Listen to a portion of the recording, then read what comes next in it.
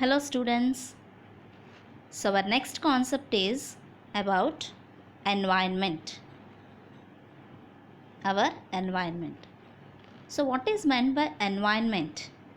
From our lower classes onwards we have heard about this term environment. Many times we heard this one, right? And in many situations, in many aspects we have heard this term environment. So we have heard the word environment often being used on televisions, newspapers, and by people around us. Our elders tell us that the environment is not what it used to be earlier. Others say that we should work in a healthy environmental conditions.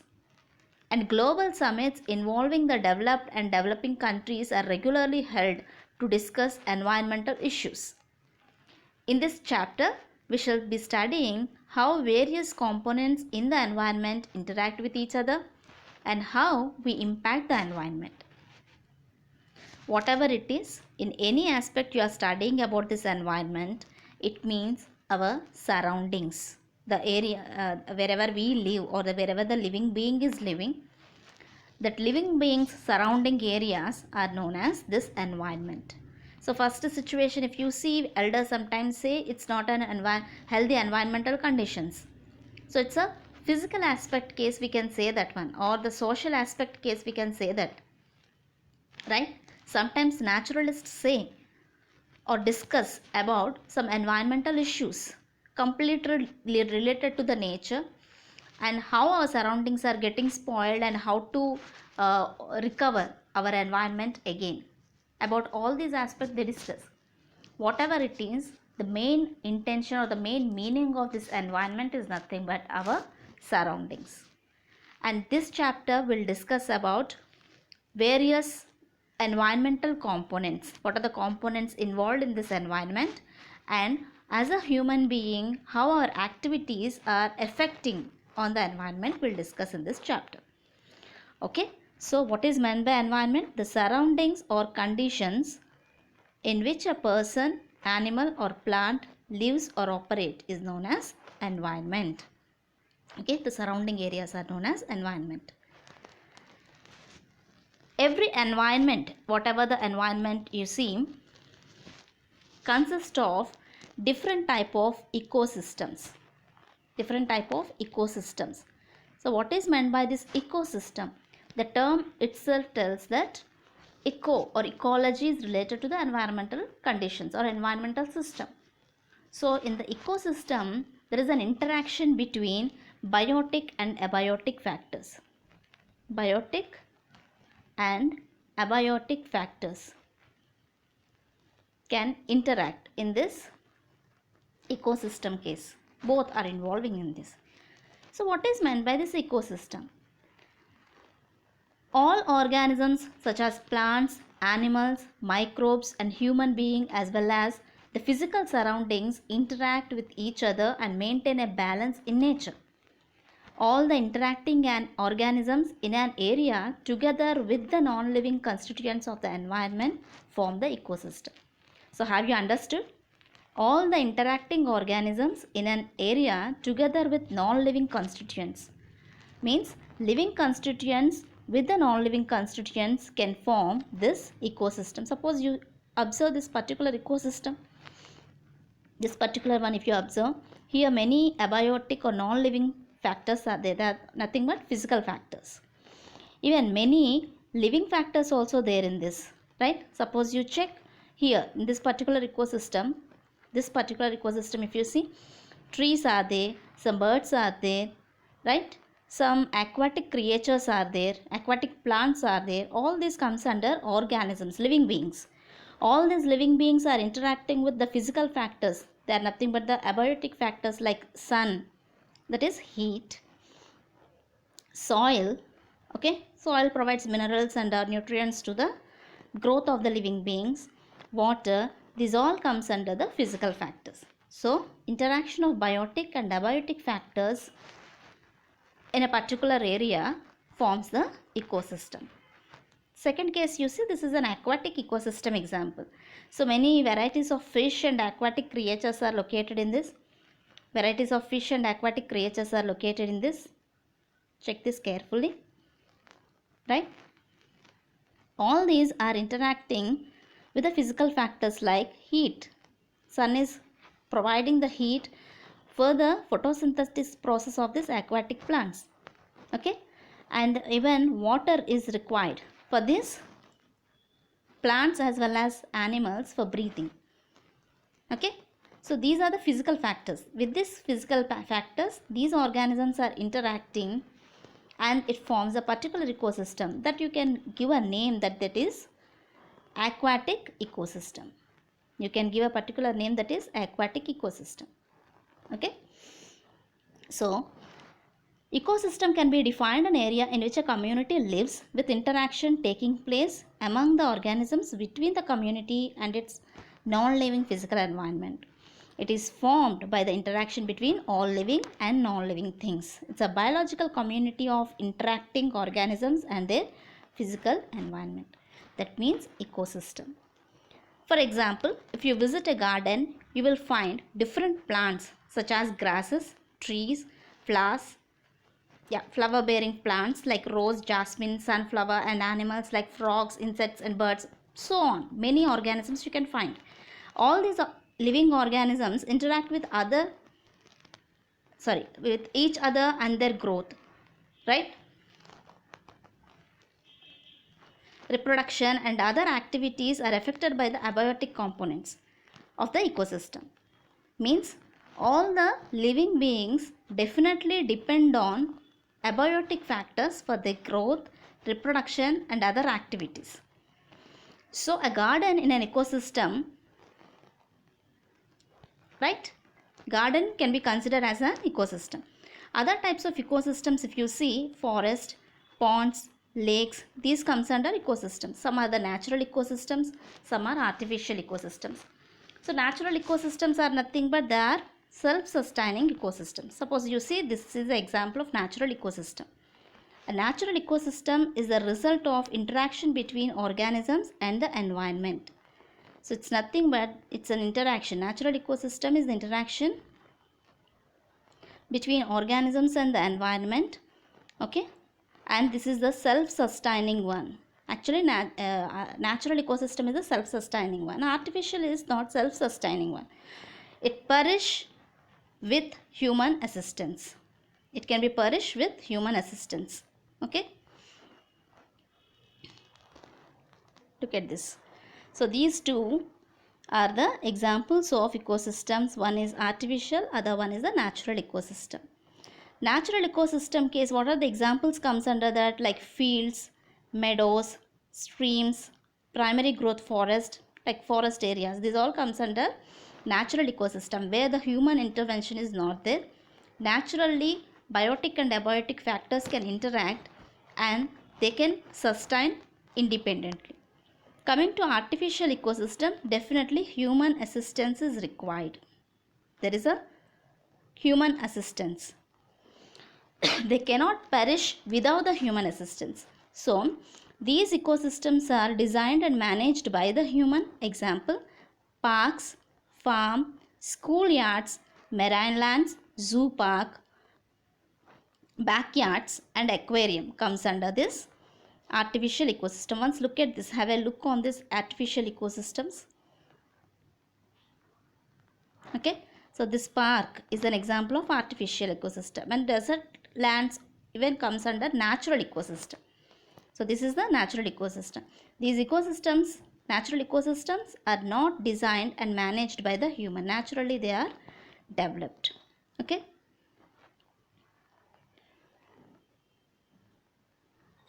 And so what are the components in the ecosystem? What are the major components present in the ecosystem? Any ecosystem consists of biotic and abiotic factors, right? Biotic factors are nothing but which are living organisms, and all these biotic factors again classified to producers, consumers and decomposers. Producers, consumers and decomposers. Coming to abiotic factors, they are the physical factors like temperature, humidity, water availability, rainfall, soil, this all comes under abiotic factors. Okay, coming to biotic factors, the first one, all the biotic factors are classified to producers,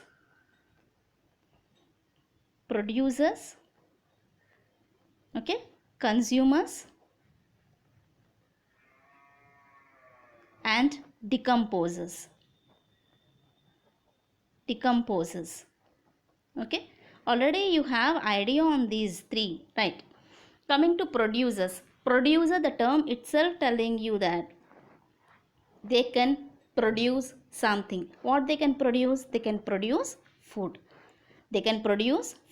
So that type of organisms are known as producers, are also known as autotrophic organisms. Producers are also known as autotrophic organisms. So what are they?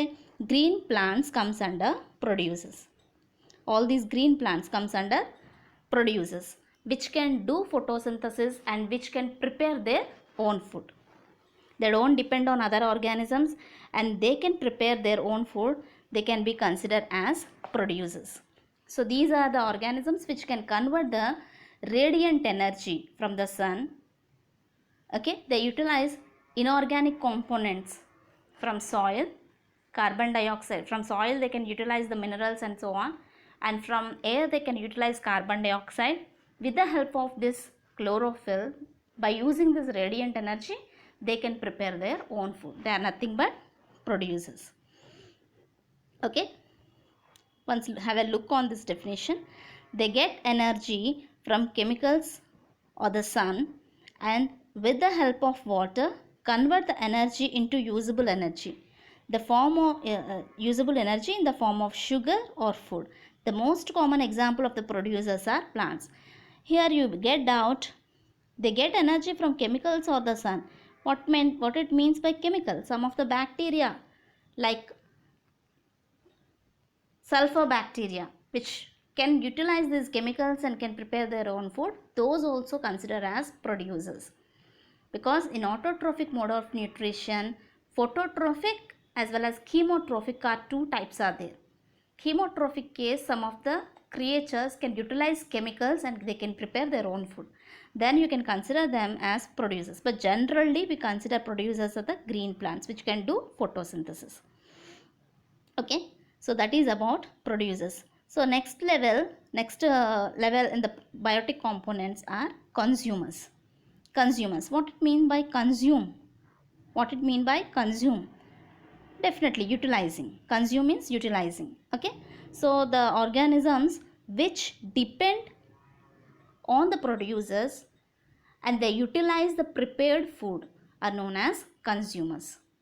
Okay, and coming to decomposers, they decompose or they decay the dead materials of the plant and animal body. From this decaying material or rotten material, they get their energy. They are known as decomposers. Anyhow, next slides we'll discuss about them detailedly.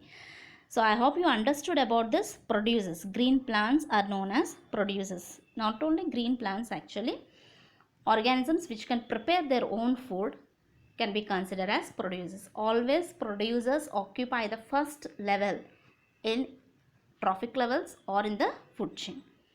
Okay, so next slide we will see about consumers. Okay, coming to consumers are organisms depend on producers. They are primary consumers, secondary consumers and tertiary consumers depend on their availability of food. So here you will get doubt what it mean. Primary consumer, secondary consumer, tertiary consumer, why do we call them? Because these consumers further classified to herbivores, carnivores and omnivores. Depend on their food availability or the consumption of their food, consumers can be classified to herbivores, carnivores and omnivores. Okay, omnivores animals. Suppose herbivore consumers like herbivores comes under primary consumers. Carnivores can be considered as secondary consumers. Omnivores also sometimes secondary and tertiary levels can be occupied by them.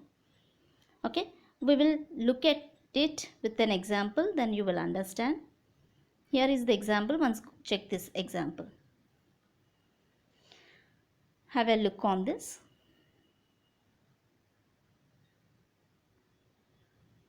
Okay, so these are the consumers. Suppose you see, these are the consumers, right, which are depending on producers.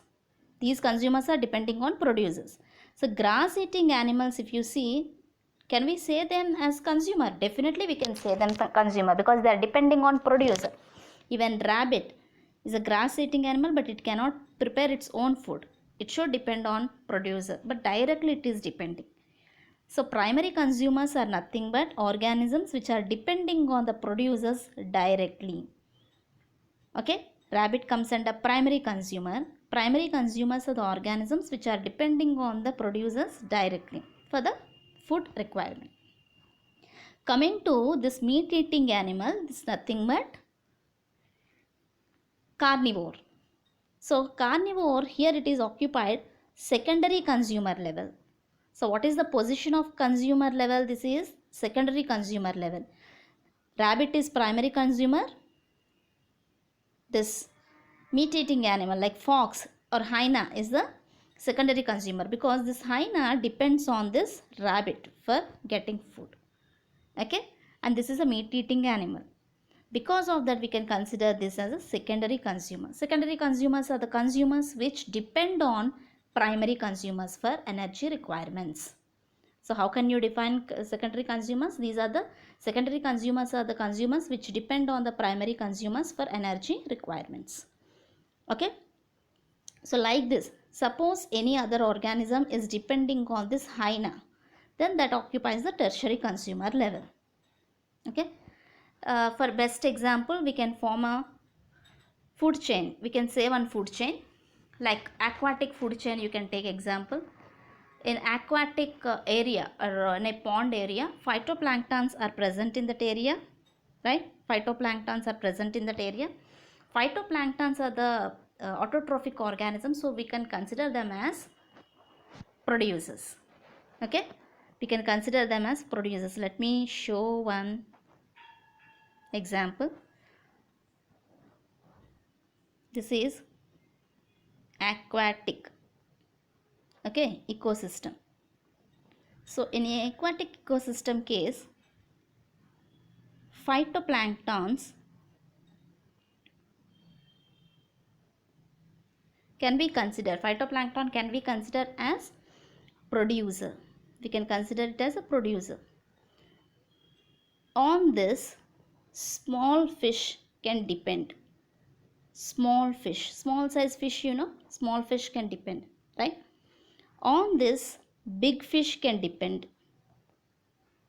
Big fish can depend. On the big fish, there is a chance of depending of some type of birds like crane. I can take example. Crane I can take example, right? So availability of food, if you check, small fish is depending on phytoplanktons, that is producers. Big fish is depending on small fish, that is big fish is the secondary consumer, small fish is the primary consumer. Crane is depending on big fish, so here we can consider this as crane as tertiary consumer. Tertiary means third level. Okay, so here small fish as primary consumer, big fish as secondary consumer. Okay, crane you can consider as tertiary consumer. Like this, depend on the food availability, consumers levels can be changed. Okay, consumer, if it is depending directly on the producers, that is primary. Consumers which are depending on the herbivores for food availability are secondary, and these levels can be varied. They depend on the levels present in the ecosystem or the types of variety of foods available in the ecosystem, it can be changed. Okay, so that is about consumers. Next one, decomposers. Even decomposers also one of the components in biotic factors. One of the components in biotic factors. So decomposers are nothing but examples of them like fungi and bacteria. Fungi, bacteria comes under this. Okay, because these microbes can decompose the dead materials like plants and animals, whatever it is, like living beings, when they die, they can be decomposed or they can be acted, or they can be those cells can be digested by the enzymatic reaction of these microbes. Enzymatic reaction of these microbes. Because of this, these dead bodies can be decomposed and the nutrients present in the dead bodies again can enter into the soil, which can be utilized by the plants. Okay, so this type of fungi comes under this example. Okay, so let me show clearly what are the decomposer and what it mean, we'll see. So decomposers feed on the remains of other animals. They feed on the remains of the other animals. Decomposers play an important role in the ecosystem. By digesting dead matter, they put nutrients back into the soil, making them available to producers. Okay, so that is meant by decomposers. That is meant by decomposers. Clear? So coming to the next one. Next slide. So we have done about biotic factors present in the ecosystem. They are nothing but producers, consumers, decomposers. Producers, consumers, decomposers. Okay. Producers are autotrophs. Consumers are the heterotrophs. Decomposers are the saprotrophs. Saprotrophs means already you know in life process you have studied. Okay. These consumers again classified based on their food availability as primary consumers, secondary consumers, tertiary consumers and quaternary consumers. Quaternary consumers are nothing but fourth level consumers. Okay. Most of the cases primary consumers are nothing but herbivores, secondary consumers are nothing but primary carnivores, tertiary consumers are nothing but large carnivores, quaternary are nothing but omnivores. Any food chain you can take example and check it once. Okay. So this is about biotic factors. Okay, that is about biotic factors. So we have done about this biotic factors present in the ecosystem, this part. Then what about abiotic factors? What about abiotic factors? They are the physical factors. They are non-living factors, but these biotic factors should interact with abiotic factors for the harmonious living in the ecosystem. These abiotic factors are like climatic factors, edaphic factors. Climatic factors, already you aware of it: rainfall, availability of light, wind, temperature. They play a crucial role in the healthy living and harmonious living of these biotic factors in the particular ecosystem. Okay, those are the climatic factors. Coming to edaphic factors, they are like completely physical factors like soil, pH level, minerals and topography. Okay, this all comes under edaphic factors. And ecosystem can be formed by the interaction of these abiotic and biotic factors. When biotic and abiotic factors interact with each other, then only a perfect ecosystem can be sustained. Whether it is an artificial or natural, whatever it is, these two factors plays a crucial role. Okay, so here we have studied about decomposers, right? So what happens when we dump all the waste, whatever waste we generated, if you dump into the environment, what is the other importance or significance of this decomposes? Only to decompose this plant waste and animal waste? No. Whatever waste is produced from the biotic components can be decomposed or can be degraded by the decomposer action. By these decomposer action, decomposers are nothing but microbes. These microbes can release some enzymes into these substances. Okay, so based on this decomposer action, all the substances can be categorized into biodegradable and non-biodegradable substances. They can be categorized to biodegradable and non-biodegradable. Biodegradable and non-biodegradable. Non-biodegradable. So already you know these terms, right? Decomposers can decompose biodegradable substances. They can't decompose non-biodegradable substances. Why? Because decomposers are the organisms which can release some enzymes. These are the digestive enzymes. Enzymes which can digest. Okay, which can digest this biodegradable substances. So all the biodegradable substances which are the components of plant and animals can react because of these enzymes which are released by the microbes. Because of that they can be decomposed. Coming to non-biodegradable substances like plastic, some chemicals like DDT. DDT also comes under non-biodegradable substance. Dichloro, diphenyl, trichloroethane. This is DDT means. They cannot be reacted or these enzymes cannot act on them. Because of that, non-biodegradable substances cannot be decomposed by the decomposers.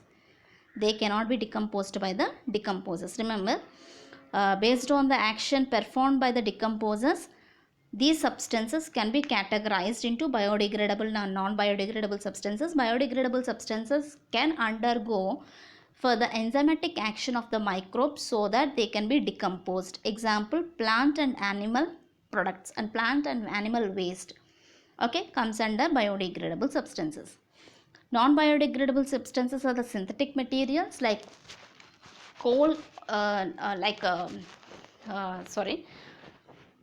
synthetic materials like some chemicals, fertilizers, pesticides.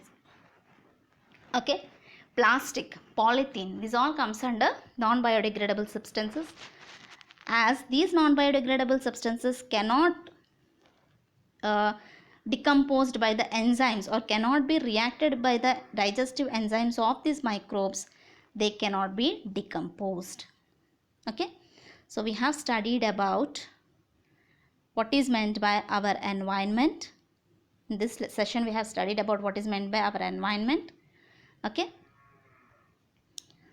our environment consists of different type of ecosystems. What is meant by ecosystem? It's an interaction between biotic and abiotic factors. Okay, ecosystem is formed by the interaction between all living and non-living things. That is known as ecosystem. And these ecosystems are two types. Suppose we consider they are artificial ecosystems and natural ecosystem. Artificial ecosystems can flourish or perish because of the human involvement. When human is not there, human involvement is not there, they cannot be they are not self-sustaining. Okay, natural ecosystems are the self-sustaining. There is no involvement and no need of involving human. Okay, natural ecosystem is the result of interaction between organisms and the environment. Artificial ecosystem is not self-sustaining and the ecosystem would perish without human assistance. Okay.